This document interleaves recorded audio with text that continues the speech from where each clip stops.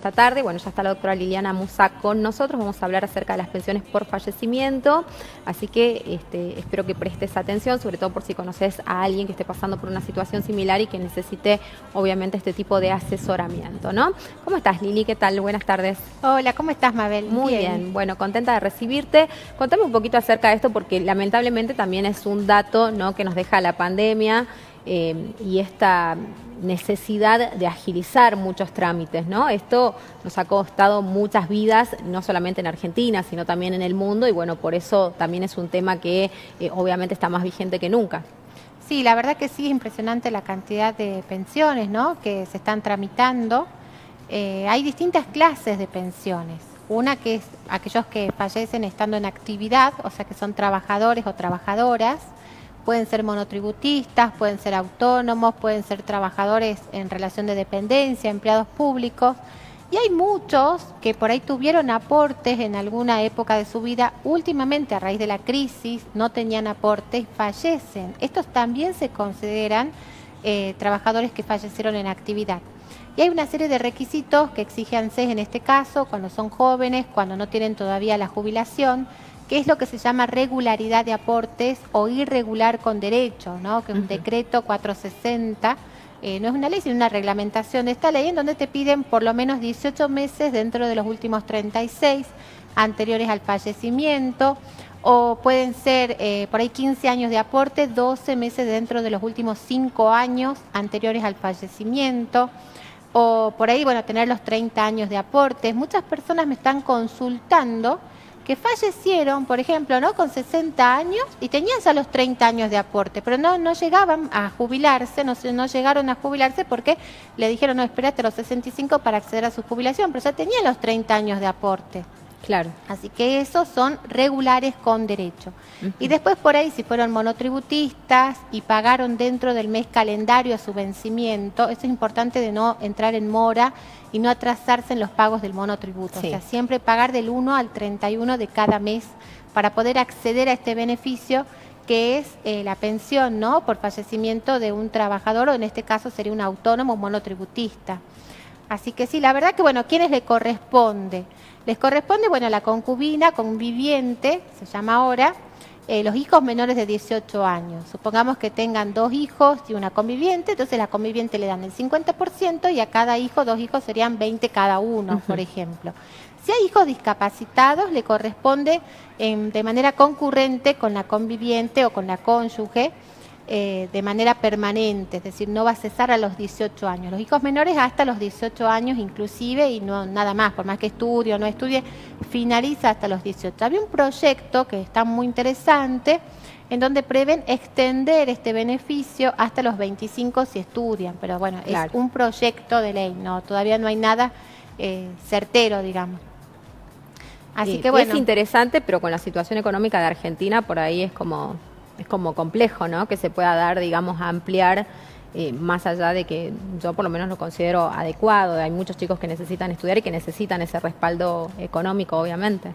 Sí, no, mirá que ahora ya termina el IFE, ya no va a haber más IFE, ya dijo el presidente que ya no va a haber más IFE, pero sí hay en estudio 2 proyectos. Uno que va a ser una moratoria para el año que viene para mujeres que tengan 60 años, por ejemplo, y no tengan los años de aporte, como fue en su momento, que todas las que tenían 60 años de edad podían acceder a una moratoria y podían jubilarse. Bueno, volver a recuperar eso para hacer este programa de inclusión social, porque hoy en día, ¿qué pasa? Uno no tiene aporte, tiene que esperar hasta los 65, acceder a una PUAN o ver si entra en alguna de las moratorias.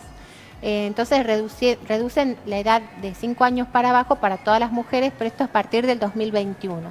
Y después también está en estudio darle como algún tipo de trabajo, potenciar trabajo a los que serían adolescentes, sería de 18 a 24 años, que es una franja etaria en la cual no trabajan ni estudian, están en la economía informal y bueno, como para que puedan acceder también a algún tipo de capacitación y empleo, ¿no?, algún tipo de tareas como para que después ya queden profesionalizados, ¿no?, que puedan aprender algún oficio. Claro. Así que bueno, están pensando en esto, son 2 proyectos que seguramente van a tener la aprobación de lo que es la parte de presupuesto. Ujú.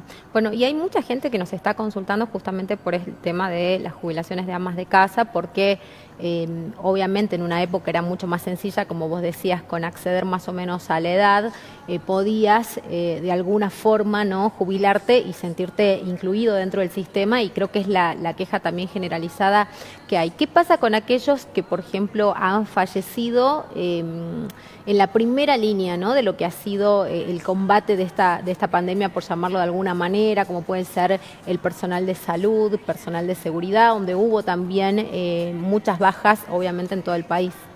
No, bueno, en ese caso sí entran como regulares con derecho. ¿Por qué? Porque tienen por lo menos los 36 últimos meses aportados, seguramente tienen 15, 20 años de antigüedad, el promedio eran 50 años, enfermeros, la verdad que sin enfermedades preexistentes, fallecían en ese promedio, ¿no?, de edad de 40, 50 años, muy jóvenes.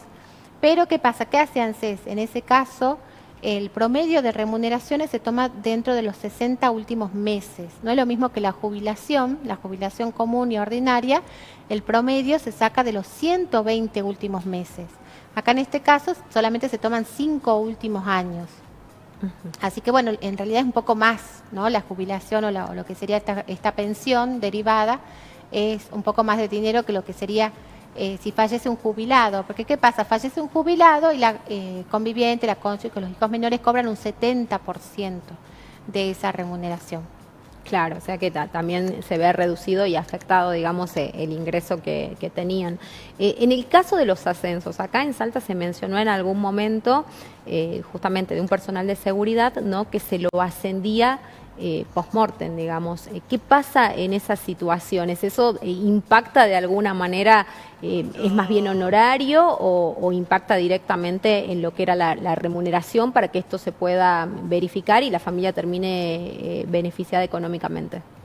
No, bueno, las remuneraciones son las históricas, las remuneraciones que figuran lo que se llama CIPA y sobre la cual se hicieron aportes jubilatorios. Ahora, los docentes, por ejemplo, ellos sí tienen un régimen que es la última remuneración, pero tiene que haber una continuidad en ese cargo, y en caso de que, bueno, hay muchos juicios que se terminan haciendo, se termina judicializando, terminan haciendo todos los docentes juicios en contra de ANSES para reclamar la movilidad del cargo por el cual se habían jubilado, y bueno, y el problema es ese, ¿no?, de que por ahí ANSES contesta de que está bien, o sea, son remuneraciones, tenía conceptos que eran no remunerativos, que integraban el haber, pero no se hicieron aportes jubilatorios. Entonces, por ende, ellos discuten que no entraría dentro del cálculo del haber. ¿Por qué? Porque no se hizo el descuento. Entonces, bueno, hay fallos en donde dice, bueno, la persona, el beneficiario, se compromete a efectuar ese aporte. Entonces, se descuenta esa parte que se omitió, y el beneficiario el jubilado va a pagar, o el que está haciendo el reclamo va a pagar. Pero bueno, en principio no, solamente se tienen en cuenta los 120 últimos meses, o en este caso, si falleció en actividad, las 60 últimas remuneraciones. ¿Cómo podemos saber hoy en día qué remuneración tengo? Claro. Se puede acceder con la clave de seguridad social en Mi ANSES, todos los trabajadores pueden consultarlo, está disponible para todo el mundo. Están las remuneraciones históricas a partir del año 94 en lo que dice trabajo, historia laboral. Entonces ahí se descarga toda la sábana de aportes que tiene ANSES. Esto es importante que controlemos, porque puede ser de que uno haya trabajado 10 años y figuren 3. Claro. Entonces, al faltar esos 7, uno puede llevar las pruebas que tiene ANSES, sacar un turno de reconocimiento de servicio, llevar la certificación de servicio, llevar recibos de sueldo y pedir a ANSES que le reconozca todos esos años. Por eso hay que hacerlo antes, o sea, no esperar a tener 60 o 65 y recién a ir fijarse qué tipo de remuneraciones o cuál es la cantidad de años que tenemos. Y le pasa mucho a los empleados públicos, los que son enfermeros de los que son los hospitales públicos, que lamentablemente figura 0,0 las remuneraciones. O sea, ganan muchísimo dinero, pero no sabemos por qué, un error del sistema, será que no hay una base de datos unificada entre la provincia y ANSES, no figuran las remuneraciones, y ANSES después le pone 150 pesos, que sería una mínima, o un salario mínimo, digamos, claro, y ganaba capaz que en ese año 500, supongamos 600, y le cargan 150. Entonces después uno tiene que hacer otro reclamo, que es un reclamo por error material, llevar los recibos de sueldo al ANSES para que le recalcule el haber inicial. Entonces también hay que controlar estas remuneraciones que figuran ahí, porque ahí salen todas las remuneraciones históricas, ANSES las actualiza hasta la fecha, pero ahí también es la oportunidad para corroborar con los recibos de sueldo y a no perder los recibos. Son muy importantes los recibos de sueldo.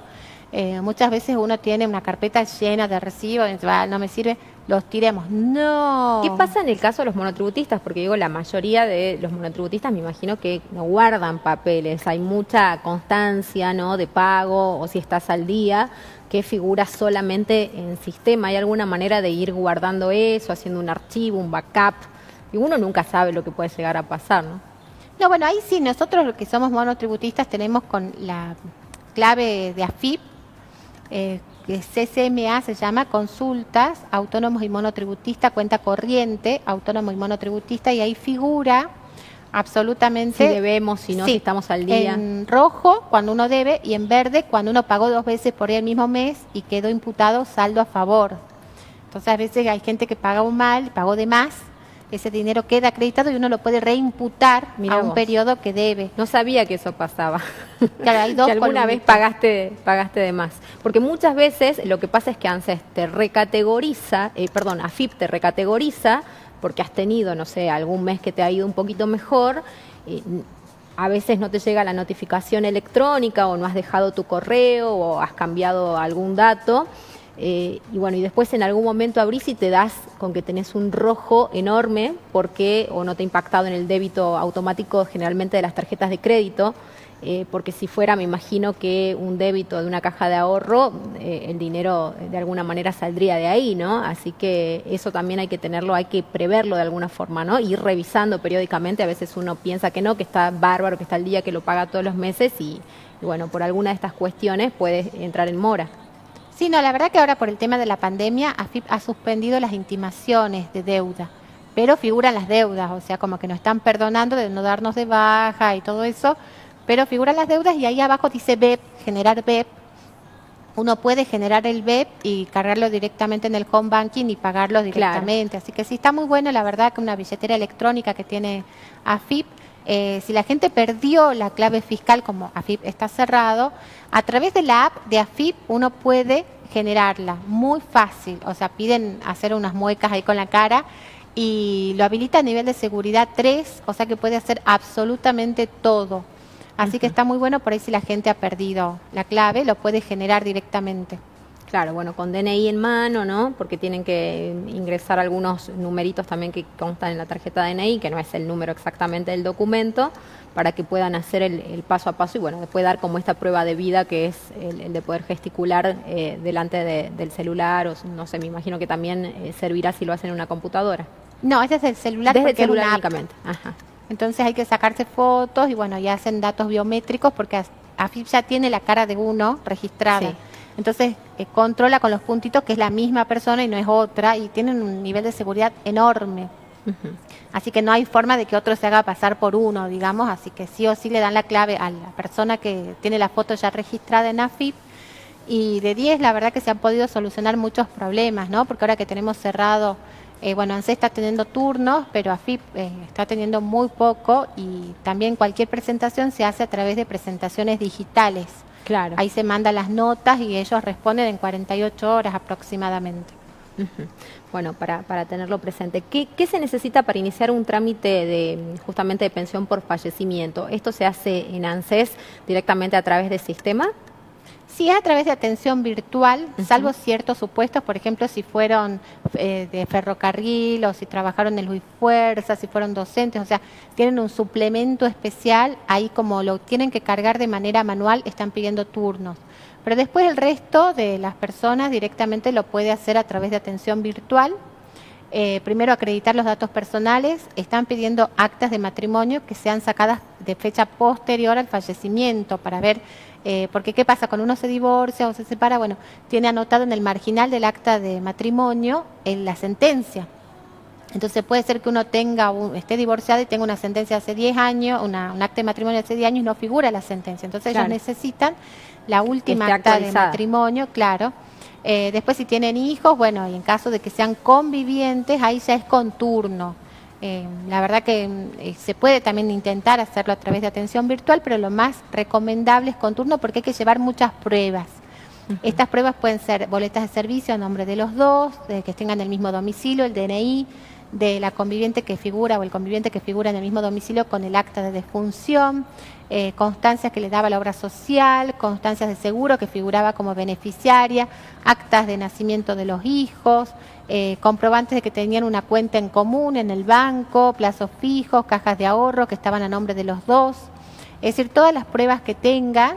Y con eso ya no necesitas testigos, por ejemplo, o van a hacerte alguna suerte, no sé, de... no sé, algo más con algún asistente social que verifique, ¿no? Y que dé cuenta de que efectivamente existía una relación de pareja, no, algo si más hay en territorio. Claro, si hay muchísima prueba, no, directamente sale acordado. Ahora, si no tienen el mismo domicilio, uno dice el acta de defunción en un domicilio y la persona lleva a otro domicilio y figuran, o sea, tres... ¿No viste que hay gente que está casada y que cada uno mantiene el domicilio original, por ejemplo, de los padres?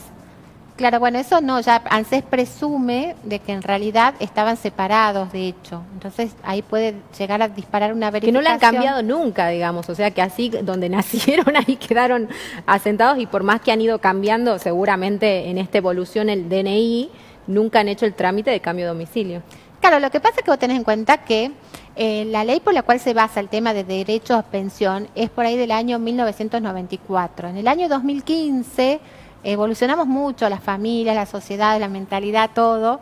Y en el año 2015 se reforma el Código Civil, que nunca se actualizó ni se coordinó con la ley de pensiones, ¿no? El artículo 53 de la 24241. ¿Por qué? Porque el Código Civil hoy no nos exige, para tener vínculo matrimonial y todos los efectos del matrimonio, la cohabitación, ese requisito se ha eliminado. O sea que podemos estar cada uno viviendo, estar casados, por ejemplo, o ser una pareja consolidada y cada uno vivir en su casa. Claro, pero como los millonarios creo que hacen eso, Tinelli que está con Guillermina, uno en cada piso. Sí, pero a Guillermina esa separación no le convenía, decían, ¿no? Que había ahí una suerte de... Era una situación medio difícil, por lo menos patrimonialmente, no como se habían quizás beneficiado, entre comillas, las ex esposas de Marcelo Tinelli. No, me ha pasado, te digo, que por ahí vienen y no tienen el mismo domicilio. Y uno pregunta, ¿por qué no tienen el mismo domicilio? Uno figura en Vaqueros y el otro en Salta Capital.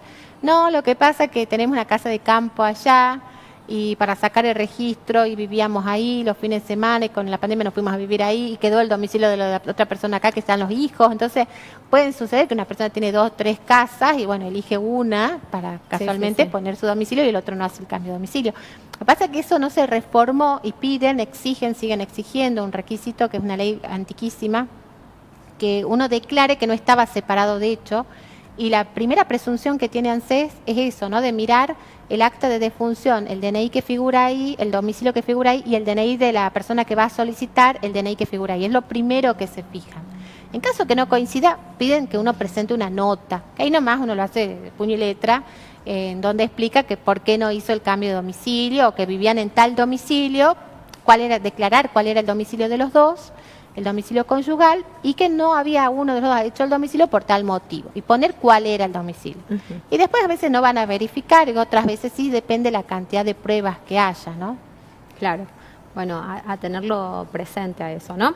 Te voy a preguntar algo que me ponen acá con el tema de la FIP y de los datos biométricos, ¿no? Dice, hola chicas, ¿cómo están? Quisiera saber qué es lo que pasa en relación, dice, con las personas que se operan mucho el rostro, como el ejemplo de los famosos. ¿Qué pasa con eso? Porque vos tenías una cara original que debe estar guardada en una base de datos y después te tocaste tanto que capaz que ya sos otro. De hecho, creo que hemos visto grandes transformaciones donde son, que al cabo de 10 años, qué sé yo, están irreconocibles, ¿no? No, bueno, ellos toman determinados puntos de la cara. Son que no nos va a cambiar ningún cirujano, digamos. Claro, de los huesos. Que eso es algo que te limen los huesos. Viste que hay narices que se han transformado, pero que nada que ver una con otra, pómulos, bueno, bocas ni hablar, digamos, es como lo más fácil, pero bueno, mientras coincide el resto más o menos. Claro, mientras coincide el resto sí, si no ya hay que sacar un turno para ir directamente a la AFIP para que nuevamente le vuelvan a sacar foto del nuevo rostro. Y hay también con la huella digital. Claro. Entonces la persona que va diciendo, este es mi nuevo rostro, sí tiene que coincidir su huella. Porque, de todas maneras, claro, porque quizás la actualización para los famosos sea más fácil, porque como están muy acostumbrados a salir al exterior, y viste que cuando salís al exterior te hacen todo este cruce de datos biométricos, y bueno, y con la huella digital. Entonces ahí obviamente me imagino que en algún momento habrán puntos que coincidirán y bueno, la huella digital te tiene que coincidir. No sé ahora con tanto alcohol en gel si todavía tenemos huellas digitales o no, pero algo los va a salvar, ¿no? Sí, bueno, ahí habría que actualizar, si uno ya insiste, porque es que en realidad con este sistema hay que insistir 2 o 3 veces. No hay que bajar los brazos cuando no sale la primera vez, hay que insistir 2, 3, 4 hasta que salga, pero siempre termina saliendo al final. Nada más que hay que tener un poco de resiliencia y paciencia, porque hay una opción que es hacer girar la cabeza hacia un hombro, y ahí todo el mundo hace rápido y no, porque ellos hacen un escáner, yo sé que despacito para que hagan todo el escáner. Claro, y por eso muchas veces falla, digamos, cuando uno lo está haciendo y no porque esté todo operado. Así que tengan paciencia y háganlo varias veces, ¿no? Bueno, así que hay formas de hacerlo. A la gente que vaya considerando este tipo de situaciones, menos en un contexto tan dramático como el que vivimos, ¿no? Porque si vos le decís a una persona con la que convivís, con la que estás en pareja, con la que estás casado, poné bien tus datos por las dudas, para resguardarnos, muchas veces es como que no sé si lo toman a mal, pero es medio incómodo tener que decirlo, así que a tomar conciencia cada uno y a tratar de regularizar su situación para no perjudicar eventualmente al otro o a la familia completa, ¿no? Sí, la verdad que he tenido muchas experiencias con este tema, anécdotas, miles de anécdotas que uno jamás hubiese imaginado tener que estar viviendo. Por ejemplo, el tema de que cuando voy al turno y de golpe aparece que ya alguien había estado cobrando esta pensión, un nene de 6 años, por ejemplo, y me dan los datos y le pregunto a la señora y no sabía nada. Y era por ahí un amante y un hijo reconocido que jamás nadie sabía de su existencia. Y de golpe nos enteramos ahí en ese mismo instante, obviamente que el shock es así una cosa emocional muy grande. Sí. Y salen con esa información y bueno, la cónyuge tiene que compartir con este menor toda su vida hasta que la persona cumpla 18 años. Claro, ¿y qué momento no poder preguntarle al otro, digamos, porque el otro ya no está para darte ni una explicación, ni para retarlo? Ojo, antes que me olvide, ojo con esto, porque cuando se separan, si hay una separación, estaban casados y se separan, si esta mujer por ahí fue víctima de violencia de género, o por ahí la mujer también por ahí tuvo que salir de la casa, cesar la convivencia, hay que hacer las denuncias para no perder estos derechos. Y por otro lado, resguardar, si uno va a un juicio de alimentos, una audiencia de alimentos, una mediación de alimentos, siempre exigir derechos de cónyuge, que es el derecho alimentario, más allá de los hijos, sino también pedir por esposa, ¿no? Este derecho de alimentos, aunque sea un 5%, dejar asentado, porque después, si fallece esta persona, es como un seguro de vida, porque los chicos llegan a los 18 años, ya no le pagan más, pero en cambio esta persona lo va a cobrar toda su vida. Bueno, a tenerlo en cuenta, porque muchas veces hay más de una viuda, digamos, en torno a la pensión. Sí, no, situaciones súper extrañas. Después, por ejemplo, una persona que convivía con 2 al mismo tiempo, tenía un modelo de familia, él ya, todas de común acuerdo. Y fueron las 2 a pedir y ANSES no, dijo que el sistema monogámico era un dictamen jurídico, Está atrasado, ANSES quedó... Pero te digo que quedó en el pasado, ¿no? Porque ya hay reconocimientos de muchísimas formas de familia. Como esta no se me había ocurrido, pero bueno, digo, habrá que rever, qué sé yo. Y no quiso, le dio a una sola, falleció esta persona y a la otra nunca pudo hacer de su derecho, pero bueno, hoy con la reforma del código a ver si se podría modificar esta situación, pero así situaciones que uno la verdad que jamás... que parecen de ficción. Sí, realmente, y bueno, sí, se dan los supuestos. La verdad que en muchos casos bastante controversiales. O por ahí hay hombres que van y vienen y están con una, y después están con otra, y después están con otra, y aparecen todas al mismo tiempo, casados con ninguna, pero aparecen varias, y todas tienen pruebas de que verdad estuvieron con choferes de colectivo. No quiero prejuzgar, pero bueno, hay muchos. No me digas. Sí, por ahí son medio pillines y bueno, y aparecen de golpe, aparecen un montón. Nos van a estar amando ahora los choferes que nos estén mirando, ¿no? No todos, por ahí muchos que son obviamente un par muy familiares, pero hay otros que bueno, son medio pillines y bueno, y de golpe aparecen un montón de susodichas con derecho, que se creen con derecho y de golpe, y es verdad que vivió con un tiempo con una, después vivieron otro tiempo con otra y vivieron, y o hay sea que uno no cuestión de termina, pelearla. moraleja, uno no termina de conocer a la persona con la que estuvo por ahí toda la vida hasta que se separa o hasta que fallece. Claro, y también Ahí te vas a enterar de la verdad. muchas personas que por ahí no conocían sus derechos y esta persona había fallecido hace 5, 6 años y cuando traen los papeles realmente tienen ese derecho, pero ¿qué pasa? Se paga 2 años para atrás o 1 año para atrás, no va a pagar desde hace 10 años. Y bueno, y por ahí nunca habían hecho los trámites, eran autónomos, monotributistas, tenían relación de dependencia, tenían las certificaciones de servicio, pero no estaban en ANSES los aportes. Consultaron una vez, le dijeron no le corresponde y nunca más volvieron a preguntar. Bueno, es importante volver a hacer la consulta, volver a preguntar, por ahí si tienen inscripción en autónomo y monotributista pueden acceder a moratorias, que hay nuevas vigentes para completar los años que les faltan. Así que bueno, existen muchas posibilidades, sí, pero situaciones así, la verdad que uno nunca se imaginó que iban a suceder. Personas que tienen 70 años fallecen, nunca habían hecho la pensión, nunca habían hecho la jubilación, perdón, Claro. y fallecen y la esposa dice yo sí la quiero hacer y estas personas nunca lo habían tramitado porque no la necesitaban o no las querían, pero era un derecho que queda, ¿no? Claro. No se puede renunciar. O personas que antes de morir hicieron un testamento, dicen, no, esta pensión se la voy a dejar a alguien. No se puede. No tiene O sea, validez. no tenía